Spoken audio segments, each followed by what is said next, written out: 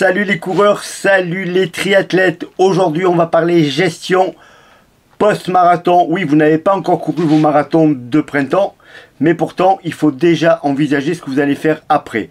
En même temps, on va évoquer aussi les reprises post-blessure ou post-burnout quand on est très fatigué. Parlons tout d'abord d'un marathon que vous avez couru du début jusqu'à la fin, avec vos possibilités personnelles bien entendu, mais quel que soit le niveau, c'est la même chose. Il va falloir déjà récupérer derrière. Alors qu'est-ce que je vous conseille? Déjà, une fois la ligne d'arrivée franchie, surtout vous continuez à vous activer toute la journée. Même si vous êtes fatigué, n'hésitez pas à marcher pour faire passer un petit peu les courbatures que vous pourriez avoir le lendemain. Les nouveaux matériaux en course à pied, notamment les nouvelles chaussures avec les semelles carbone, mais encore plus les mousses, si vous avez la chance d'avoir du matos comme ça, font qu'au niveau musculaire c'est beaucoup plus facile. Malgré tout, vous allez avoir mal aux jambes, c'est évident, et si vous avez couru du début jusqu'à la fin, vous avez sollicité votre organisme de façon énorme, que ce soit une course en 2h30, 3h, 3h30, 4h, c'est à peu près la même chose. Alors c'est moins intense quand c'est plus long, mais au niveau fatigue c'est la même chose. Alors ce que je vous conseille déjà, c'est la semaine qui suit. Déjà, vous allez prendre, donc, le lendemain de la course, je vous conseille de marcher. Pas de sport, bien entendu. Le surlendemain, même chose. Prenez-vous un gros jour de repos. Si vous avez pu poser des jours au travail, n'hésitez pas à le faire. Surtout le mardi, c'est le surlendemain du jour de l'arrivée où on est vraiment fatigué. À partir du mercredi, vous pouvez tout à fait reprendre une activité, mais on va oublier la course à pied. Si vous allez nager, si vous êtes un triathlète, il n'y a pas de problème, vous allez aller nager, vous allez aller faire un peu de home trainer. Sinon, trouvez-vous une activité où vous bougez un petit peu, mais tranquillement, vous allez être très fatigué souvent, puis en plus il y a cette descente un petit peu, c'est-à-dire la course elle est passée, on est un peu dans le creux, donc moralement ça peut être un petit peu difficile. Il faut surtout pas ne rien faire, ne passez pas la semaine à ne rien faire. Vous avez le droit d'aller marcher, hein, mais faites quelque chose, ça c'est important. Au niveau de l'aspect psychologique, que vous ayez réussi votre course ou loupé votre course, vous allez avoir un gros coup de mou derrière. Ça fait des semaines que vous entraînez, donc comme je l'ai expliqué dans plein de vidéos, l'idéal c'est d'avoir déjà programmé une autre course, d'avoir déjà en tête ce que vous allez faire plus tard. Comme ça, vous passez à autre chose et vous n'avez pas ce sentiment de mais qu'est-ce que je fais maintenant? Au niveau physique, donc je vous l'ai dit la première semaine, moi je conseille vraiment de ne pas courir. Du tout. Déjà vous êtes fatigué, vous pouvez avoir des petites douleurs, les tendons, les choses comme ça. Vous allez reprendre tranquillement la semaine suivante. Et là, même chose, moi ce que je vous conseille, c'est de faire 2-3 petits footings dans la semaine, espacés d'au moins une journée. Par exemple, le lundi, vous allez courir 40 minutes, le mercredi 50 minutes, et fin de semaine, vous allez faire un petit 60 minutes. Rien ne vous empêche dans l'intervalle de faire d'autres sports. Hein. C'est l'occasion d'aller nager, comme je vous le disais, de faire du vélo, de faire autre chose que de la course à pied. La troisième semaine, donc on a une semaine qui est off, une semaine où on reprend tranquillement. La troisième semaine, vous pouvez reprendre un entraînement normal au niveau du volume.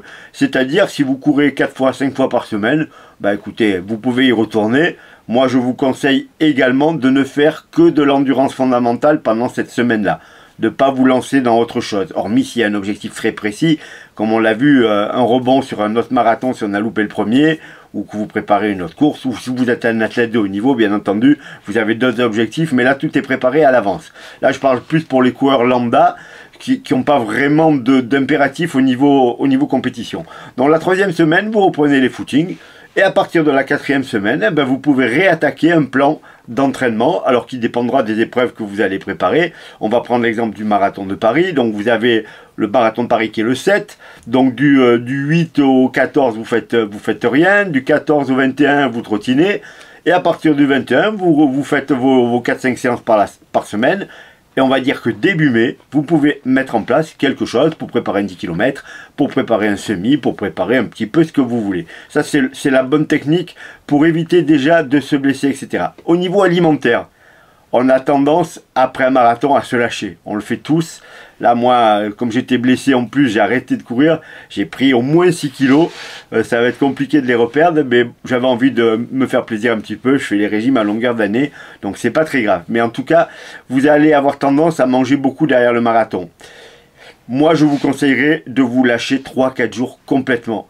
Puis après, de redevenir raisonnable pour pas reprendre tous les kilos que vous aviez perdus dans la prépa. Surtout si vous comptez faire d'autres courses derrière. Ça serait bête de perdre tout cet acquis et de reprendre 3-4 kilos si vous avez un semi en préparation, un 10 km en préparation, etc. Alors, donc à partir de début mai, vous pouvez vous réentraîner. C'est très rare qu'on enchaîne 2 marathons. Donc, la plupart du temps, quand on est marathonien, on a tendance à en faire 2 par an. Le prochain, il sera sans doute en octobre, en novembre ou en décembre. Là, vous allez avoir une période où vous pouvez faire toutes les petites courses de village. C'est l'idéal pour reprendre du rythme. Des courses courtes, des 10 km, voire même des semis. Et donc, là, vous remettez en place des petites préparations. Vous savez que si vous préparez un 10 km, franchement, si vous êtes bien entraîné, entre 4 et 6 semaines, ça passe tranquille et puis ça vous permet de gagner un petit peu de vitesse. Là, c'est le moment de faire de la VMA courte si vous avez envie d'en faire, parce que moi, il y a beaucoup d'athlètes à qui je dis non, on fait pas de VMA courte. La VMA, elle est suffisante pour tes tensions marathon. Mais là, cette période-là, on peut tout faire. On peut faire des cycles de développement de la VMA. On peut travailler ses points faibles. On peut faire un peu plus de muscu. Donc là, on est reparti pour traverser tout l'été comme ça. Alors après, il y a des coureurs comme moi qui vont préparer le marathon de Berlin. Qui se trouve fin septembre. Donc là, effectivement, on va attaquer l'entraînement très tôt tout l'été. Mais là, il ne faut pas craindre la chaleur. On en a déjà parlé. Et puis, vous allez reprendre votre prépa marathon en fonction des dates pour préparer votre marathon. Comme je vous l'ai déjà dit, 12 semaines pour la prépa spécifique. Mais déjà, vous pouvez prendre 2 mois avant pour vous mettre en condition. Et je vous dis pour travailler autre chose. Ça, c'était pour la récup marathon. La récup blessure. Alors moi, je suis en plein là-dedans. Alors j'ai eu les deux en même temps.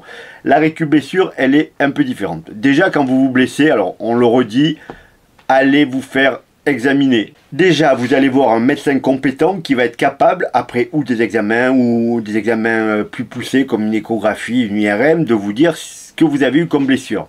Une fois que la blessure elle est connue, on la soigne, on la traite. Attention, n'allez pas uniquement voir votre médecin de famille, ils sont souvent largués. Vous avez encore plein de cette famille qui, quand vous avez une tendinite, vous dit oh là là, repose-toi. Bien entendu, si vous allez voir un médecin du sport, quelqu'un qui est compétent, il va vous dire non, non, tu vas t'activer, au contraire, tu vas faire des exercices, attention de ne pas te faire mal, tu vas faire autre chose, etc. Il va vous orienter pour faire ce qu'il faut, il va vous envoyer chez un kiné qui va vous faire bosser, parce que sinon, si vous avez une tendinite et que vous faites rien, non seulement elle passe pas, mais c'est même pire, au bout d'un moment, vous n'arrivez plus à bouger. Donc, vous prenez quelqu'un de compétent, arrêtez avec les médecins de famille. Alors, j'ai rien contre les généralistes. Hein. Si vous avez un médecin de famille généraliste qui est jeune et qui connaît un petit peu le truc, il ne vous enverra pas vous reposer. Mais vous avez encore aujourd'hui des médecins qui sont plutôt en fin de carrière, à qui on a dit quand ils étaient jeunes, tendinite, on s'arrête, et qui continuent encore à aujourd'hui à dire à leurs patients oh là là, tu es blessé, arrête-toi. C'est quasiment jamais le cas. Hein. Il y a très peu de choses où il faut s'arrêter. Il y a des cas où il faut s'arrêter, mais pas tout le temps. Notamment, je vous dis, les tendinites, même une blessure musculaire, on essaie de travailler autrement, etc. Donc, vous vous soignez, vous prenez le temps qu'il faut. Par exemple, vous savez qu'une déchirure, c'est 3 semaines. Au bout de 3 semaines, comme dirait, je ne sais pas si vous connaissez Roland Courbis, qui est un entraîneur de foot très connu dans la région du Sud et dans toute la France même, je dirais. Quand le médecin il vous dit 30 jours, vous prenez 60 pour être tranquille. Moi, je pars de ce principe-là aussi. C'est-à-dire que si on vous a dit 3 semaines, prenez-vous 3 semaines en faisant super attention et les 3 semaines qui suivent, continuez à faire attention. Remettez un petit peu d'intensité, mais n'allez pas vous dire c'est bon, j'ai plus rien. C'est souvent bon pour se reblesser et pas forcément au même endroit.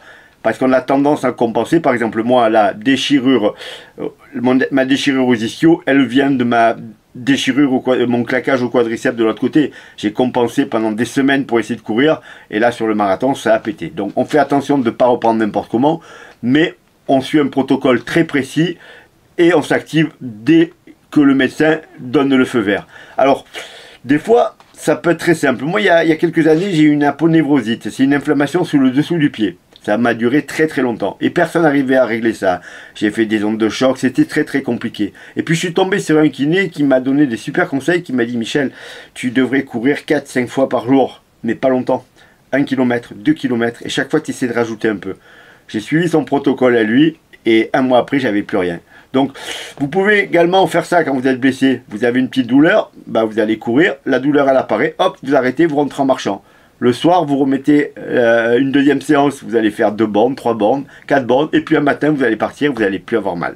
Donc là, c'est une reprise qui se fait tranquillement. Il est clair qu'il ne faut pas avoir d'objectif très proche. L'idéal, si vous êtes blessé en ce moment-là, ou suite à votre marathon, ça peut arriver, vous savez que prenez-vous 2 mois, vous allez vous remettre en forme tranquillement, puisque votre prochain objectif, il sera souvent en fin d'année. Donc vous reprenez tranquillement, par contre vous coupez pas, et vous reprenez en oubliant votre niveau, parce que si vous reprenez en vous disant je vais courir comme avant la blessure, ça marche pas. Hein. Alors déjà, on a souvent pris un peu de poids, et puis sinon, moralement, c'est très difficile. Moi, là, je vais courir, ça fait un bon mois que je cours sur tapis. Je suis sorti pour la première fois quasiment hier, où j'ai fait 1h10 dehors. J'ai couru à 11, 12 à l'heure, c'était impeccable. J'ai quand même accéléré un petit peu pendant 3 bornes à 15 km/h, mais franchement c'était compliqué et j'aurais même pas dû le faire. C'était juste pour vérifier, je savais que ma cuisse tenait, mais voilà, j'avais envie de sentir s'il y avait même une petite alerte que j'avais pas eu. Et là je reviens tout de suite en endurance fondamentale. Je vais encore me faire maintenant 3-4 semaines d'endurance fondamentale. Alors je vais varier les allures. Hein. Pour moi l'endurance fondamentale récup c'est on va dire un petit 11 et demi. Et quand je suis en endurance fondamentale active, on va dire, c'est plutôt 13. Donc je vais varier les allures là-dedans, sans trop me poser de questions, sans trop regarder la montre, sans trop me dire, mais tu n'y arriveras plus à courir à 15 et demi sur marathon. Ça va revenir tranquillement. À partir de début mai, je vais reprendre les séances tranquillement, avant d'attaquer ma prépa marathon durant tout l'été. Il est important de ne pas brûler les étapes, mais il ne faut pas traîner non plus. Rien ne vous empêche à côté de ça de faire du renforcement musculaire, de faire un autre sport où vous n'avez pas mal quand vous êtes blessé. Hein. Je vous dis, vous avez des problèmes musculaires en courant, mais il n'est pas dit qu'en vélo vous sentiez quelque chose. Vous pouvez également aller nager, vous pouvez aller marcher si vous pouvez faire autre chose, de la muscu bien entendu, si vous avez envie d'activer le renforcement. Ça c'était la deuxième version de la reprise. Alors il y a la reprise marathon, la reprise blessure, et il y a aussi la reprise j'en ai marre. Et oui, ça arrive, il y a des moments où on n'a plus envie de courir. Vraiment, c'est compliqué. Et moi, je viens de traverser un moment qui était un peu comme ça. J'étais blessé, mais en même temps, j'avais pas envie. Je sais très bien que blessé, pas blessé, il m'arrivait de courir avec des trucs horribles. Mais j'avais tellement de motivation que je trouvais la force d'aller courir 2 heures avec des douleurs, de m'arrêter, de reprendre. Là, j'avais aucune envie de faire ça. Ben là, ce que je vous conseille, c'est de couper complètement. De couper complètement pendant 15 jours, 3 semaines, 1 mois, le temps que ça revienne. Si vous continuez à courir en vous forçant, ça ne va pas le faire. La motivation, c'est très bien, mais là, on n'est plus là-dedans. Ça veut dire que vous avez fait peut-être énormément de choses pendant des années. Moi, j'ai peut-être pas coupé pendant 10 ans, vraiment. Hein. Vous pouvez vous retrouver à un moment de votre vie où vous avez des problèmes perso. Ça peut être un problème au boulot, un problème avec vos enfants, un divorce, un mariage, plein de choses qui arrivent où la course à pied devient quelque chose d'accessoire. Ne vous mettez pas de la pression en plus avec des objectifs de performance, du nombre de sorties, du nombre de kilomètres. Si vous avez envie d'aller courir, vous allez courir. Si vous n'avez pas envie d'aller courir, vous n'allez pas courir. Et si vous êtes un triathlète, pire que ça, parce que alors là, ça prend encore plus de temps, vous faites ce que vous avez envie de faire. Ça va revenir. Si vous aimez vraiment ça, ça va revenir. Et si ça ne revient pas, c'est que vous n'avez plus envie de courir et vous allez faire autre chose. Mais ne vous bloquez pas avec des obligations, parce que si vous courez pendant des semaines en vous forçant, il est possible que vous vous dégoûtiez complètement de ça. Donc là, vous oubliez ça, vous coupez, et quand l'envie va revenir, vous allez le sentir. Ça peut être avec les beaux jours, ça peut être avec... je sais pas, une nouvelle paire de chaussures que vous avez envie d'essayer, ça peut être avec un ami qui vous dit allez viens on va courir, ça peut être avec une course où vous avez enfin eu un dossard que vous ne pouviez pas en avoir. Laissez le temps, vous aurez le temps de revenir. Dites-vous que quand on s'arrête 1 mois, il faut un bon mois pour se remettre en forme, et allez, encore 15 jours, 3 semaines pour retrouver un bon niveau. Alors je parle pas d'athlète de très haut niveau, où là, couper 1 mois c'est un peu long, mais même à très haut niveau, par exemple un Jimmy Gressier, je sais qu'il coupe une quinzaine de jours après des grosses compétitions pour penser à autre chose, pour faire autre chose. Il y a des gens qui n'ont pas besoin, moi j'ai jamais eu besoin de couper. Là, j'ai presque eu besoin de couper. Si j'avais pas fait une saison blanche l'année dernière, j'aurais coupé. Là, je me suis forcé à courir sur le tapis, alors que j'avais absolument pas envie, pour me remettre un petit peu en forme, pour pas que ça traîne. Mais franchement, parce que je sais que ma motivation et mon plaisir, pour la course à pied, il est tellement énorme que je crains rien. Mais j'avais vraiment envie de faire un petit break aussi. Donc, vous, si c'est pas le cas, n'hésitez pas à couper vraiment 1 semaine, 2 semaines, et il vaut mieux couper complètement pendant 15 jours que de faire 2 sorties un petit peu au milieu de la semaine en me disant j'ai pas envie, partir, revenir. Coupez, coupez. C'est peut-être le moment où vous allez partir en vacances à l'autre bout du monde. Vous coupez, vous allez faire du pédalo à la place d'aller jouer à la pétanque, mais vous vous faites plaisir. Ça doit rester un plaisir. On est tous des amateurs éclairés, même presque professionnels dans notre façon d'approcher la course, de s'entraîner, de faire attention à la bourse, mais vous pouvez vous faire plaisir, et si ça ne vous fait plus plaisir de courir, il faut couper. Voilà, donc vous avez trois trucs qu'on a abordés là: la reprise après course, la reprise après blessure et la reprise après burn-out. Alors, la reprise après burn-out, c'est simple. Quand vous avez envie, vous recommencez à courir. Vous n'êtes pas blessé, vous n'êtes pas fatigué. Donc là, vous allez vous remettre en route tranquillement. Vous allez faire 2-3 semaines d'endurance fondamentale. Et puis après, si vous avez envie de vous réinscrire sur une course, vous prenez votre dossard, vous positionnez vos semaines sur votre calendrier, vous calculez le nombre de semaines en fonction de la course que vous allez préparer et vous mettez en place votre plan d'entraînement avec votre coach ou avec un programme que vous avez récupéré dans un magazine et que vous avez adapté, comme je vous l'ai dit, à vos besoins perso.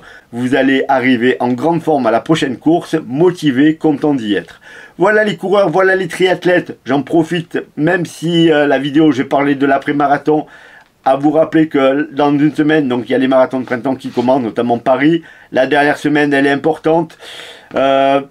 Décharge glucidique pendant 3 jours, même si les dernières études montrent que c'est pas très utile. Moi je sais que je continue à la faire, c'est presque un rituel de me priver de glucides pendant les 3 premiers jours. Je me sens fatigué, mais ça rentre dans le protocole que la course approche. Et ensuite la recharge glucidique jeudi, vendredi, samedi, pour être en super forme dimanche. Et pendant la course, on n'oublie pas, on se ravitaille. Si on a peur d'oublier, on met un bip sur sa montre toutes les 20 minutes, on prend son petit gel, pour arriver à au moins 50 grammes de glucides, et si possible au moins 80, c'est encore mieux. Voilà les coureurs, je vous souhaite une bonne course à tous et une bonne récupération après course et une bonne reprise quand ça sera le moment. Partagez ma vidéo, abonnez-vous et merci de les regarder déjà ces vidéos. À bientôt.